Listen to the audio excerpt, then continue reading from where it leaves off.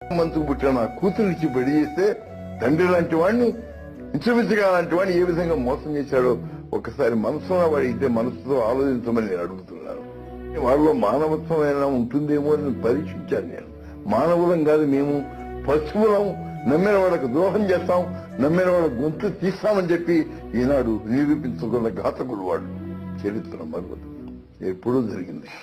ఒకప్పుడు మరి మొఘల్ సామ్రాజ్యం టైంలో ఆ రోజున తండ్రిని జైల్లో పెట్టి అన్నాన్ని చంపించాడు ఔరంగజీబ్ అన్నారు. ఈనాడు అదే విధంగా చంద్రబాబు నాయుడు ఏ విధంగా తన తండ్రి లాంటి ఎన్టీ రామారావుకి ద్రోహం చేశాడు కేవలం పదవి కోసం, ఏ విధంగా ఆత్మని అమ్ముకున్నాడు, ఏ విధంగా మానవత్వాన్ని చంపుకున్నాడు అనేది నిదర్శనం. సాక్షాత్తు ఇది శాశ్వతంగా ఉంటుంది. మనిషి పోతాడేమో గాని